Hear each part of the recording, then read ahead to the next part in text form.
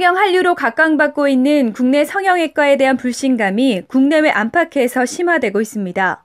최근 서울 강남의 대형 성형외과 의사 바꿔치기, 속칭 유령수술 실태가 알려지면서 국내외 환자들로 북적이던 서울 강남의 압구정 성형외과 거리는 한산함마저 느낄 정도입니다. 지난 2014년 서울 강남의 성형외과에서 턱 성형 수술을 받은 중국 여성이 부작용으로 턱이 함몰되는 의료사고를 당했습니다. 이뿐만이 아닙니다. 쌍꺼풀 수술 부작용과 복부지방 흡입술 부작용에 이어 사망사고까지 잇따르면서 그동안 성형 한류를 기대했던 중국 관광객들의 원정 수요가 눈에 띄게 감소한 것입니다. 의사는 절대적으로 환자들한테 믿음을 얻어야 되거든요. 사실은 환자가 의사한테 어떤 특히 수술 같은 걸 맡겼을 때는 생명을 잠시 맡기는 거거든요. 정말로 죽을 수 있는 가능성도 있고 때로는 장애가 남을 가능성도 있는 그러한 수술을 우리가 맡긴다는 데 있어서는 절대적으로 환자와의 믿음이 중요한데요. 우리가 특별히 우리가 사실은 버스를 탄다거나 뭐 이런 거는 회사와의 계약으로 보지 버스 기사와의 계약으로 보지 않습니다.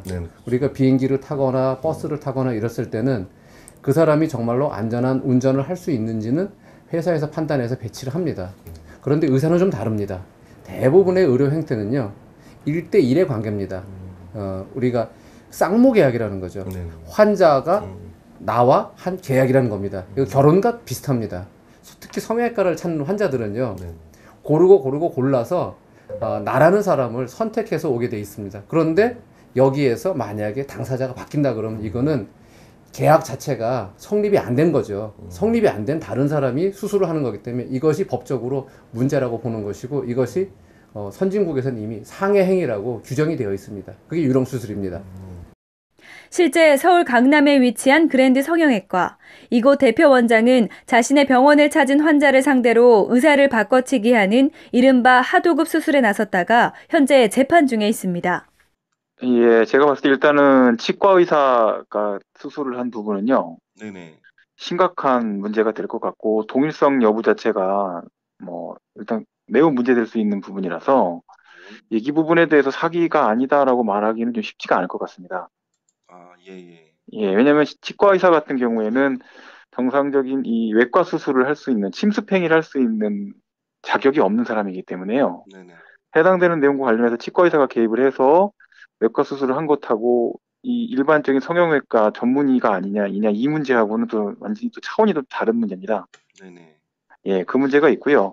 그다음에 이 사안 관련해서는 검찰에서 기소한 것은 상담한 의사하고 시술하는 의사의 동일성, 그 유지 부분에 대해서 심각하게 고려될 수 있다라고 판단했기 때문에 사기죄로 이제 기소를 한 걸로 판단이 됩니다. 한국을 찾는 관광객들, 그리고 성형을 위해 원정 수술에 나선 중국과 일본인들의 한국 성형외과에 대한 불안감이 갈수록 고조되고 있습니다. 심지어 중국 언론들은 한국의 성형외과 시장을 보고 떠돌이 가짜 의사들 판치는 한국 병원이라는 조롱도 서슴지 않고 있습니다. 그래서일까요?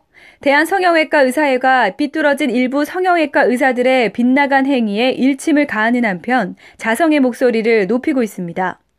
대한성형외과 의사회는 사상 유례 없는 하도급 유령수술이 그랜드 성형외과라는 곳에서 자행된 것을 알게 됐다면서 유령수술은 살인행위라고 명시하고 나섰습니다. 어떤 환자가 저를 찾아와서 저랑 쌍꺼풀을 하기로 했는데 분명히 두 사람 당사자 간에 약속이 돼 있었거든요. 그런데 제가 수술을 안 하고 다른 의사를 집어넣습니다. 이거는 전문의 비전문의를 떠나고 때로는 저보다 더 훨씬 수술을 잘하는 사람이라고 할지라도 그분은 저라는 사람과 계약을 하고 수술 받으러 온 사람입니다.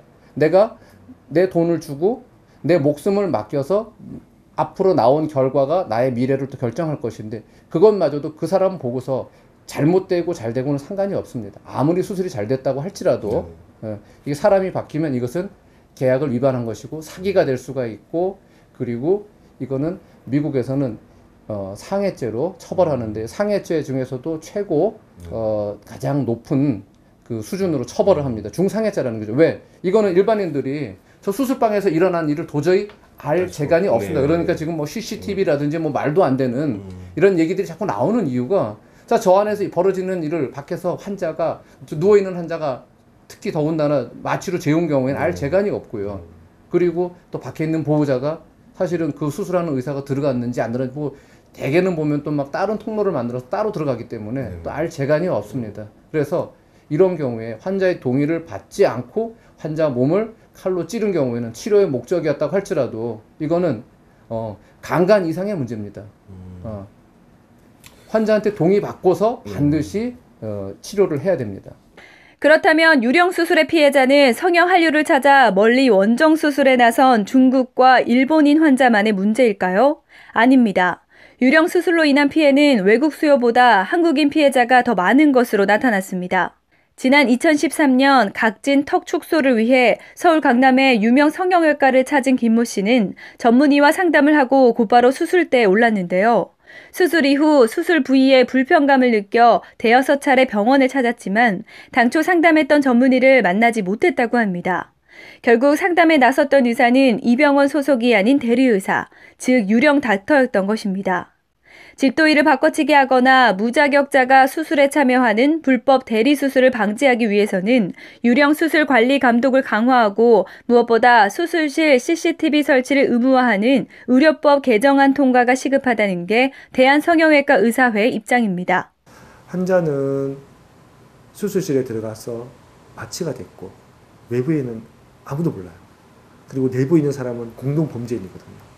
그리고 당연히 자기 죄를 할 리가 없잖아요. 그러니까 아무도 모르는 거죠. 그래서 이제 나올 수 있는 대책이라고 하면 이제 국회에서는 그러면 CCTV를 설치해서 적어도 누가 들어가 있는지 알 수 있도록 하자라는 이제 법안이 발의가 돼 있지만 사실 그게 진도가 전혀 안 나가고 있는 상황이거든요. 환자 가족 그러니까 당사자가 할 수 있는 거라고 하면 성형외과 상담을 했는데 수술 날짜가 너무 빨리 잡히는 경우 굉장히 광고를 많이 하는 병원이고 굉장히 상담하러 많이 오는데도 불구하고 수술 날짜가 바로 뭐 2, 3일 뒤에 잡힌다. 약간 유령수술이지만 의무기록지를 자세하게 기록하게 돼 있거든요. 유령수술은 의무기록지를 기록할 수가 없죠. 왜냐하면 유령의사가 했기 때문에 그걸 남길 수가 없잖아요. 근데 그래서 의무기록지가 굉장히 부실하게 기재되어 있으면 사실 유령수술의 가능성이 좀 높아요. 해마다 한국을 찾는 외국 관광객의 수는 증가하고 있습니다. 이들 중 대다수가 쇼핑은 물론 미용 성형을 위해서 방문한다고 하는데요. 성형 한류로 자리 잡은 한국의 미용 성형 시장. 하지만 일부 몰지각한 의사들의 불법 의료 행위가 그 명성에 먹칠을 하고 있습니다. 안전하고 믿을 수 있는 의료 행위만이 추락한 대한민국의 성형 한류 이미지를 되살릴 수 있습니다. 데일리 포스트 유진입니다.